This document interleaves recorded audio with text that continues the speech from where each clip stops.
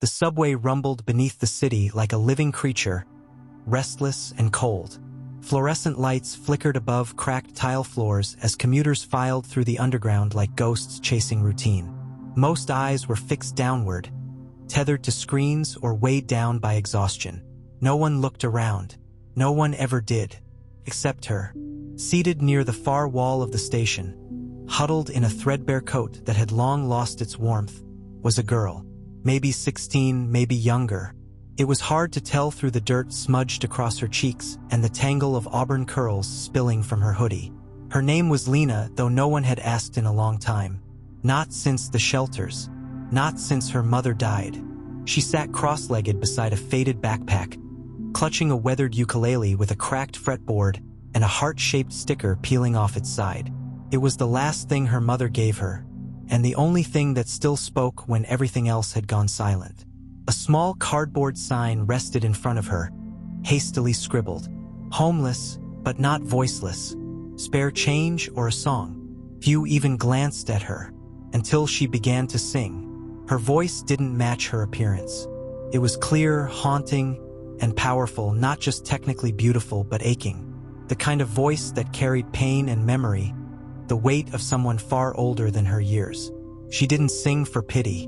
She sang because it was the only thing keeping her alive.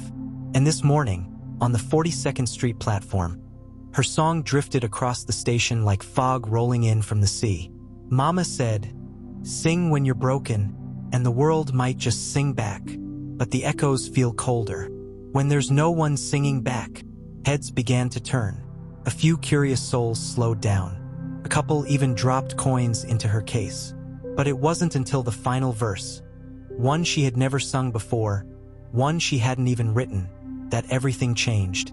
She told me my name came from someone she loved, a man who once played in the subways above, a stranger who smiled but never returned, and left me a voice I had to learn. As the last chord trembled into silence, a shuffling sound echoed from down the platform. A man stood frozen near a vending machine. His coat was expensive. His shoes gleamed. He had a silver streak through his otherwise black hair and a face carved by time. But it wasn't the wealth that stood out. It was the expression, like he'd just seen a ghost. Lena looked up from her instrument, blinking as her eyes met his. She was used to strange looks, pity, contempt, even fear. But this man, his gaze held something else, recognition and dread. He took one slow step toward her, then another, before stopping a few feet away. His lips trembled as if trying to speak, but no words came out. His briefcase nearly slipped from his hand. Lena furrowed her brows. "Sir, are you okay?" The man swallowed hard. "That song, where did you learn that song?" She hesitated, gripping the ukulele like a shield. "I wrote it. I mean parts of it. My mom used to hum the melody. Before she trailed off." Something about his stare made her chest tighten. "What was your mother's name?" he asked, too quickly. Clarissa Marlowe." The man staggered backward as if the name had struck him physically. His face went pale, eyes wide. I knew her," he whispered. "Long ago, before she left the city." Lena's heart thudded in her chest. It wasn't unusual for people to claim things about her mother. She had been beautiful, charming, and always carried a melancholy air that drew in troubled souls. But this felt different. The man reached into his coat and fumbled with his wallet. He pulled out a photo, creased and faded. He handed it to her with trembling hands. Lena took it cautiously. Her fingers shook. It was a picture of a young Clarissa, laughing beside a much younger version of the man now before her. The woman looked freer, her eyes dancing with mischief and hope, and nestled between them, no more than a toddler, was a girl with auburn curls and bright green eyes. Eyes that mirrored Lena's perfectly. Her breath caught in her throat. This can't be real," she murmured. "I never knew," the man said. His voice cracked with emotion. "Clarissa disappeared. I searched for years, but she never told me.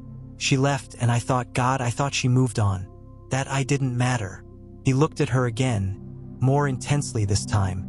"But your voice, that song, sir, It's everything I lost."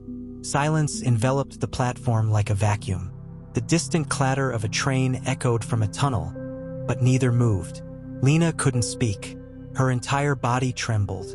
Could this man really be? "Are you saying you're my father?" Tears welled in his eyes, and he nodded slowly. "I think I am." The next train screeched into the station, breaking the moment like shattered glass. Passengers bustled past them, unaware of the storm that had just struck in silence.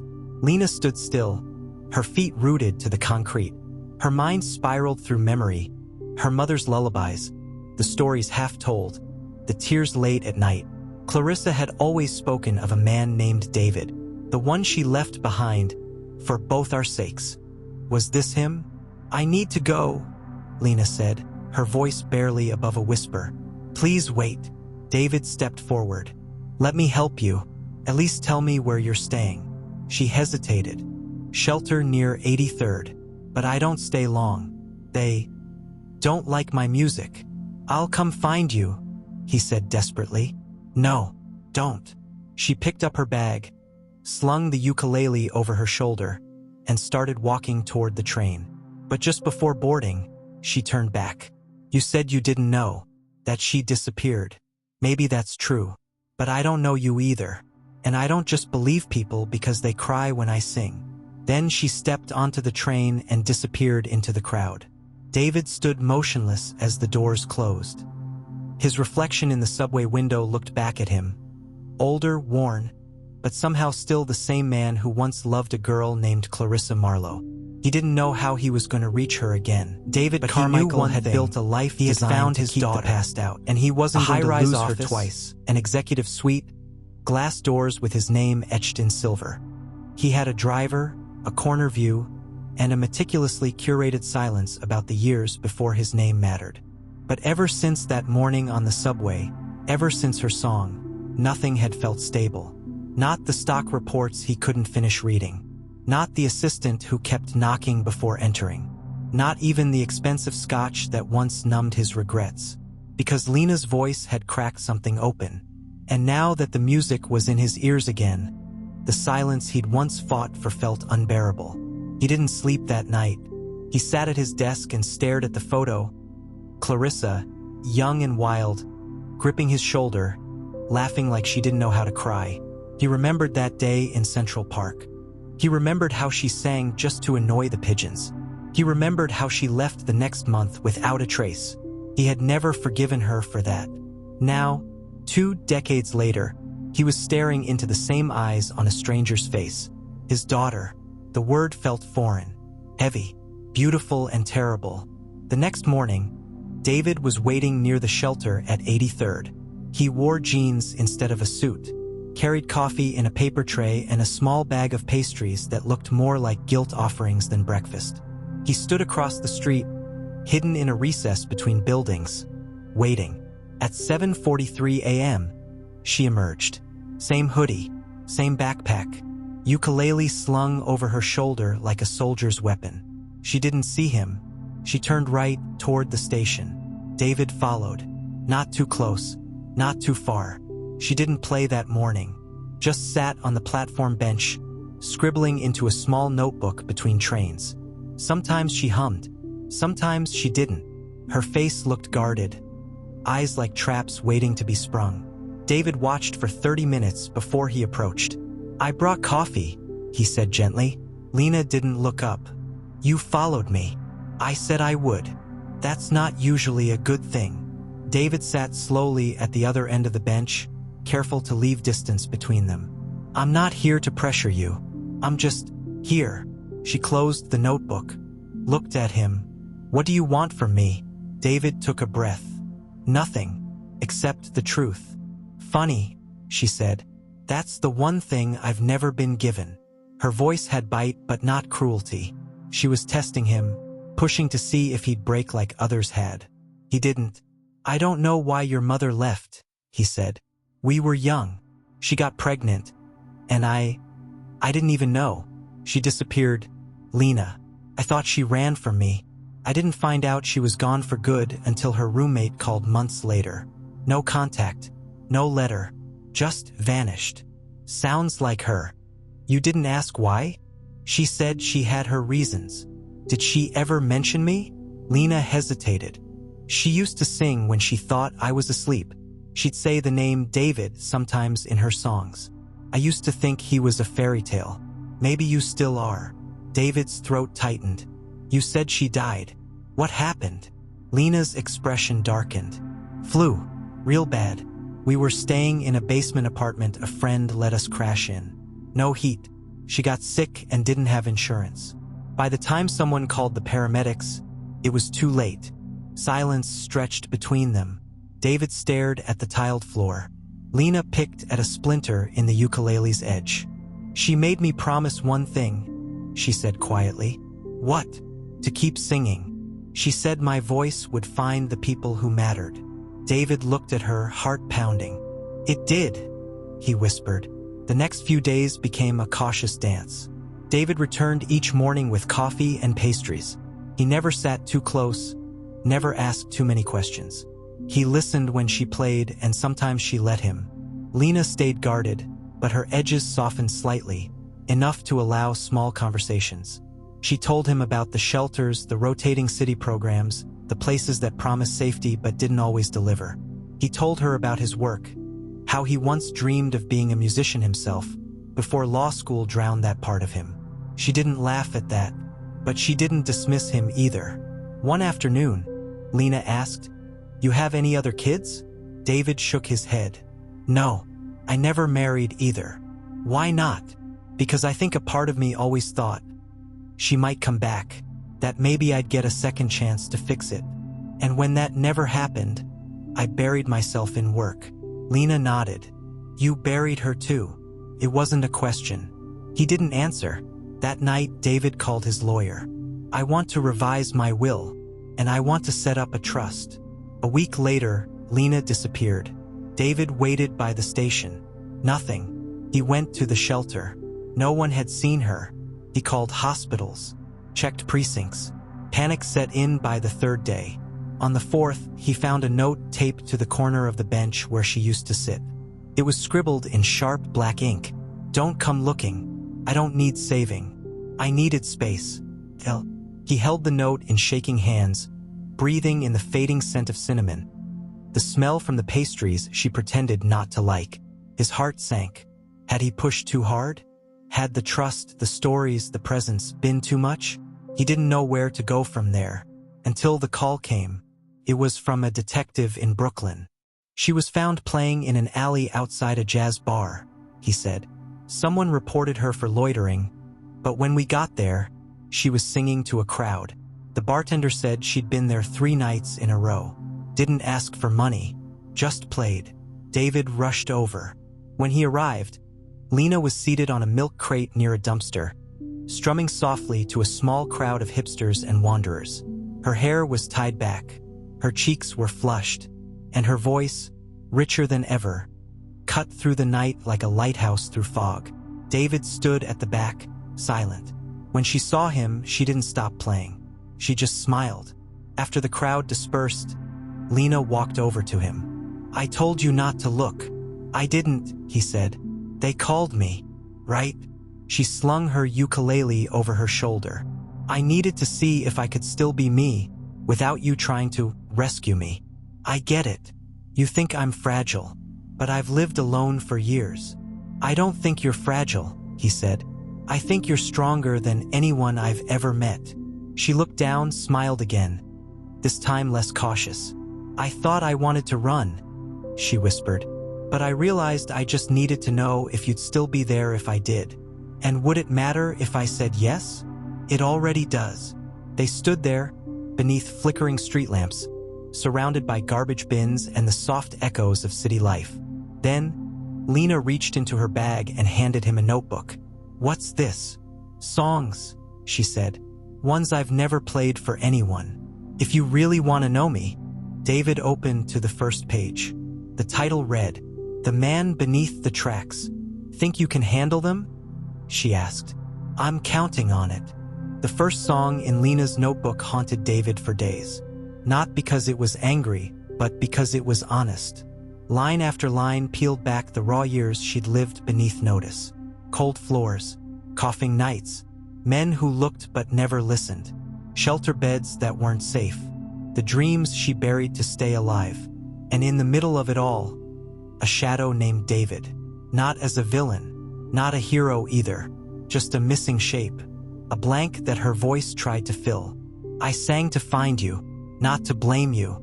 I played so someone might claim me, but the silence was louder than your name. David closed the notebook and pressed it to his chest like something sacred. She had never stopped reaching for him. The next time they met, Lena was waiting at a small cafe David had recommended. She sat outside, legs crossed, ukulele resting beside her like a loyal dog. He almost didn't recognize her at first. Hair washed, cheeks bright, a second-hand leather jacket that actually fit. "You read them?" she asked before he even sat down. "Every word." She sipped her coffee. "Still here. That's something." "I'm not going anywhere," he said. For the first time, she didn't flinch at the promise. David offered her a room. Not a mansion. Just the upper floor of his brownstone, the one he'd filled with furniture and never used. At first, Lena hesitated. She didn't want to owe him anything. Didn't want to trade freedom for comfort. But after 3 more nights of restless shelter sleep, she relented. The first morning she moved in, David found her playing guitar in the sunroom. His old acoustic, the one he hadn't touched in years, rested on her knee like it was made for her. "You know this chord?" she asked, fingers stretched across the strings. He nodded, sat beside her, played the next. They didn't talk much that morning. Just music, notes like puzzle pieces, silence filled with meaning instead of absence. As days passed, a routine formed. Mornings, coffee and quiet chords. Afternoons, Lena disappeared into the city, returning with stories of subway performances and curious strangers. Evenings.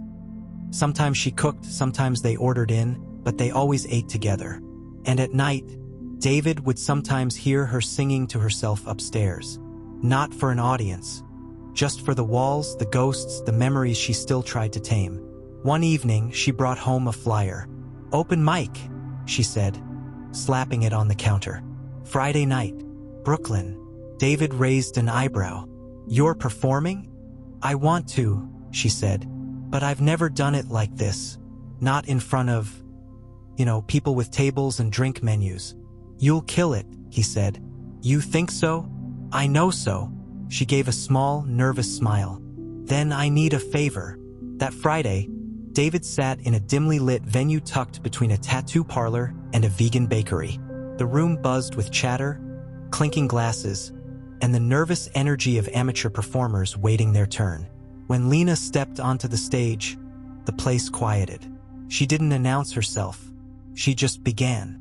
Her voice didn't just sing, it confessed. Every verse a journal entry, every note an unburdening.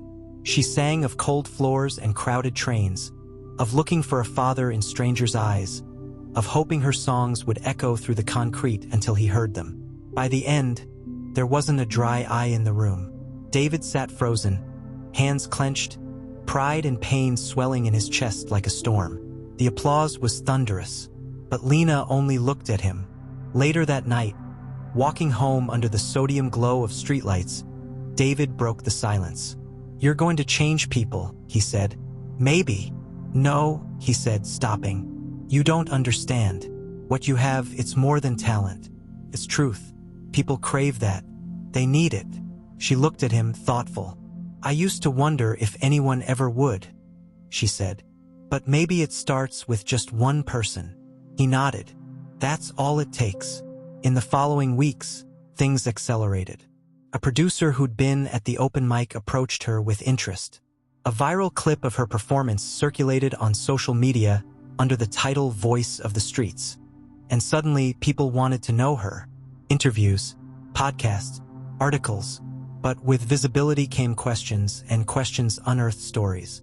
One journalist, digging through her background, found her mother's obituary.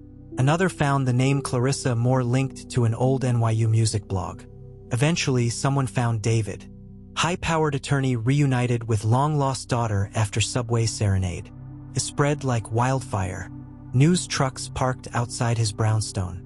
A media storm erupted, full of fabricated drama, twisted narratives, and intrusive curiosity. Lena was livid. "You knew this would happen," she snapped, slamming her bedroom door shut after seeing her face on a morning news show. "I didn't plan any of this," David said through the wood. "But I won't let it hurt you." Too late. She didn't talk to him for 2 days. Not until the email came. It was from a woman named Marla James, claiming to be Clarissa's half-sister. The subject line read, "You don't know the full story. Neither of you do." Attached was a scanned letter, dated nearly 20 years ago. It was addressed to David. "David, I didn't run because I hated you. I ran because I was afraid of my father, of what he would do to you if he found out. I thought I was protecting you both. I was wrong. I just hope one day you meet her and tell her the truth. She has your fire. She has your eyes. Please don't hate me. See." David read it 3 times, each word slicing deeper than the last. He printed it, slipped it under Lena's door. The next morning, she sat across from him at the kitchen table, silent. "I didn't know about the letter," he said. "I believe you. She wanted to keep us apart, but not forever." Lena nodded slowly. "I want to meet her sister." That weekend, they took a train to upstate New York. Marla lived in a cozy house filled with plants and jazz records. She greeted Lena like a woman recognizing a ghost. "You look just like her," she whispered, pulling her into a trembling hug. They talked for hours. Stories spilled: Clarissa's rebellious youth, her brief time in rehab, her escape from an abusive stepfather, her love for songwriting. Marla showed Lena old tapes of Clarissa singing lullabies, unfinished songs scribbled on napkins, even a cassette marked for her someday. When they played it, Clarissa's voice filled the room.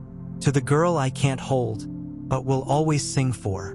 Lena sobbed into David's shoulder, and for the first time he held her like a father should. On the train ride back, Lena whispered, "She was trying to protect us." "She did," David said, "in her own way." Lena looked out the window, watching the city draw closer. "I want to tell her story," she said, "but not just in songs." "What do you mean?" "A documentary, a small one, just me, her music, her notebooks, your story, my story, everything in between." "You think you're ready for that?" She turned to him. "It's not about being ready, it's about being true." He nodded. "Then let's make it happen."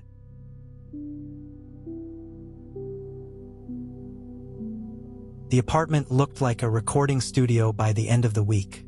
Microphones, tripods, a borrowed DSLR. Sticky notes lined the walls in chaotic colors. Timelines, themes, fragments of memories. Lena worked tirelessly, stringing together her mother's story like a composer arranging a symphony of loss and longing. David mostly watched from the edges, careful not to interfere.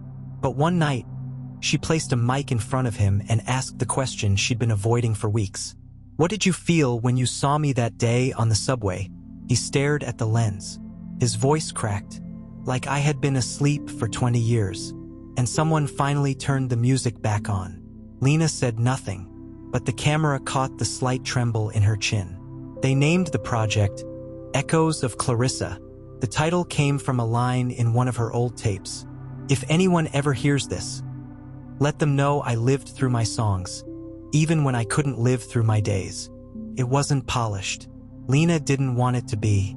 Raw footage, crackled audio, shadowy clips of old subway performances layered with Clarissa's home recordings.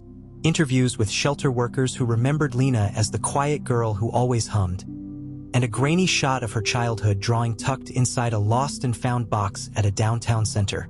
What emerged wasn't just a documentary. It was a confession to the world. A daughter's elegy to a mother she barely knew. A voice emerging from years of unheard silence. They uploaded the video on a cold Sunday night. David watched from the couch as Lena hit publish. "Just like that?" he asked. She smiled. "Just like that." For the first 10 minutes, nothing happened. Then the comments began. This broke me. I saw her sing in Union Square. Never forgot her voice. We need more stories like this. I cried for someone I never knew. Thank you for this. By morning, the view count had exploded. 500,000. By the next week, 2.4 million. Lena's inbox overflowed with messages from strangers. Former runaways. Daughters raised without mothers. Fathers who'd lost their way. Musicians who'd once played to empty rooms. Each message was a thread. Connection. And for the first time, Lena didn't feel invisible. With the documentary's rise came interviews, this time on her terms. She sat on a popular podcast, knees tucked beneath her as she spoke softly about art, memory, and survival. What do you think your mother would say if she saw this now? The host asked. Lena paused, then answered. She'd tell me I finally turned her silence into something beautiful, but not everyone celebrated her story. One afternoon, a letter arrived. Handwritten. No return address. David opened it first. Inside, a photograph. Clarissa and Lena as a baby, standing beside a man. Clarissa's stepfather. The man who had driven her to vanish. Scrawled across the photo in red ink. You opened a door that should have stayed shut. David crumpled it instantly, but Lena saw it, and her hands shook. Later that night, she confronted him. You knew about him, didn't you? David looked away. Only after Clarissa left. I didn't know what he'd done until it was too late. She was afraid he'd hurt you. That's why she ran. David nodded slowly. I used to hate her for leaving, but now, I see she was saving both of us. Lena stared at the letter again. He's still out there. Yes, David said, but he has no power now. She didn't respond, but in her eyes, something hardened. Not fear, resolve. Lena did something unexpected. She turned the letter into a song. The man in the photograph. The lyrics didn't mention him by name. They didn't need to. You watched from the hall with a smile made of knives. She ran. But your shadow still plays on my spine. I'll sing you away every night until you're gone. She performed it at a women's shelter fundraiser 2 weeks later. The crowd stood in stunned silence. A few clapped. Most cried. The clip went viral again, but this time with purpose. Donations poured into shelters. A senator quoted her lyrics during a domestic violence awareness bill hearing. One voice was creating change. David began to notice something else. Lena was healing. Not completely, not quickly, but in little ways. She started writing letters to Clarissa. Not to be mailed, but just to say the things she never could. She visited the shelter once a week, teaching music to girls barely older than she'd been when she first picked up the ukulele. She framed a photo of Clarissa and placed it on her nightstand. Not to mourn her, but to honor her. Then one day a package arrived. No sender. Inside, a dusty journal, wrapped in a silk scarf. Tucked between the pages was a note. She never stopped writing. I found this after she passed. Thought you should have it. Lena sat on the floor for hours, flipping through her mother's thoughts. Notes on music, snippets of lullabies, drawings of stars, guitars, even a sketch of a little girl with wide eyes and messy hair. Near the end of the book, Clarissa had written, "If she ever finds me through music, I hope she knows it was always for her. She is not broken. She is my song come to life." Lena clutched the journal to her chest and sobbed. That night, she went to the subway. Alone. She sat where she used to. The same chip tiles. The same echoes. But this time, her voice didn't search for someone. It answered. She sang the lullabies from Clarissa's journal. Verses no one had ever heard. People stopped, filmed, listened. And in that moment, it wasn't about going viral. It was about completing a circle. When she returned home, David was waiting on the stoop with 2 mugs of tea. "You went back?" he asked. She nodded. It felt right. "You okay?" She smiled. "No, but I'm whole." "That's better." He handed her a mug. "So what's next?" She looked up at the stars. "I want to build something," she said. "A center. For girls like me. A place with music, food, warmth. A place where no one feels forgotten. David's smile was soft, proud. We'll build it together. The next morning, Lena posted one final video to her channel. Just her. A single spotlight. No editing. She spoke directly to the camera. My name is Lena Moore. I was born in silence, raised by echoes, but I found my voice in the cracks of this city. I'm not a success story. I'm a story still being written. She ended with a song, a blend of her melody and Clarissa's final lullaby.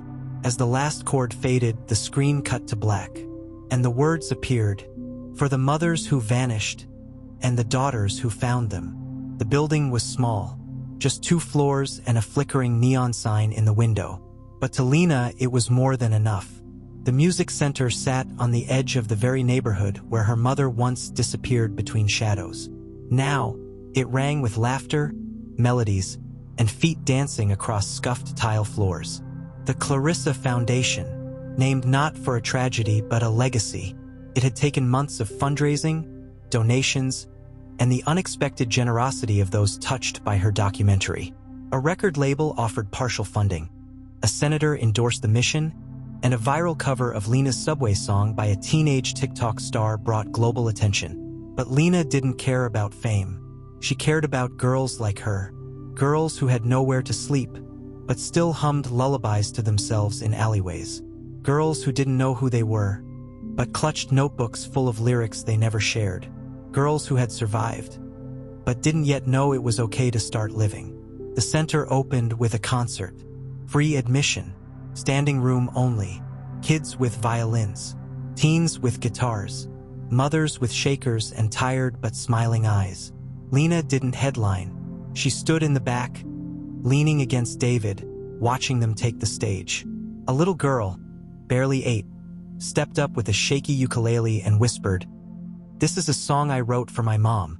I miss her." The crowd fell silent. The first note rang out, and Lena's heart cracked wide open. She squeezed David's hand. "Do you hear that?" she whispered. He nodded. "She's everywhere." In the months that followed, Lena began releasing music again, but not on labels or platforms. She posted 1 video per month, always filmed in a different subway station. No ads, no press, just her, a stool, a guitar, and sometimes an empty seat beside her. Each song was a story of women who disappeared, of children who survived, of voices lost and reclaimed. The public began calling them the underground sessions. Some watched for the music, others for the quiet power in her eyes. But every video ended the same way, with a message. "If you're lost, I was too. Come find us." www.clarissafoundation.org, the site filled with requests for help, volunteer offers, and one recurring message. "Your story saved mine."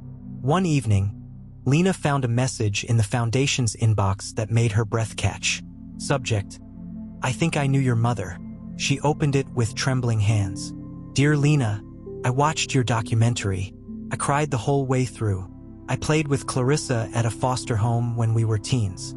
We called ourselves the Runaway Choir because we used to sneak out and sing for change at bus stops. She always said her daughter would be her redemption. She was right. I'm proud of you, Mara."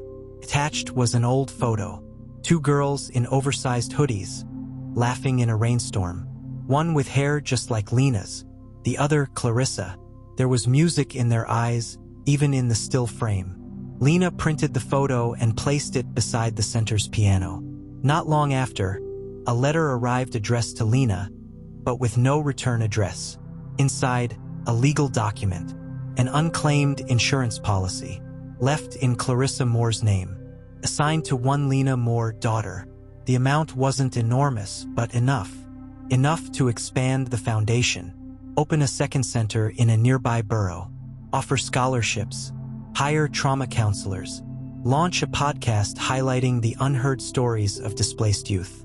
The irony wasn't lost on her. Clarissa had died without a home, but in her death, she helped others find one.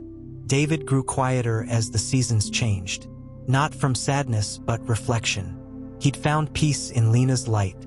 One night, sitting by the fire escape of the center, he handed her a tiny package. Inside, an old harmonica. "I used to play," he said, "until I didn't." She smiled. "Wanna learn again?" He shrugged. "Only if you teach me." Lena held it in her palm for a moment. It was cold, worn, scratched. "Let's write something," she said. "Together." The final underground session aired on the anniversary of Clarissa's death. It was different, shot in black and white. No subway station. Just Lena sitting in the center's main hall, surrounded by dozens of children and teens, each holding an instrument. Behind her, a projection of Clarissa's photo. Then Lena began to sing. She sang on corners, never asked for more, just enough to keep her soul from sleep. They called her broken, but I know the score. Her silence was the song she couldn't keep. Halfway through, the kids joined in. Violas, drums, violins, soft harmonies rising like a tide. The screen faded out, and in white letters appeared, "To every girl who thought her voice didn't matter, you are the chorus the world is waiting to hear." That night, the video reached over 10 million views. Not because of virality, but because truth resonates. It doesn't shout. It doesn't beg. It simply sings until someone finally listens. Lena stood on the rooftop of the foundation, staring at the city lights below. The subway rumbled faintly in the distance. She no longer flinched at the sound. David stepped beside her, sipping from a thermos. "You did it," he said. She shook her head gently. "No," she whispered. "We're doing it, and we're not done yet." He looked at her, proud, awed, then asked, "What now?" She smiled. "We find the next unheard voice and give them the mic."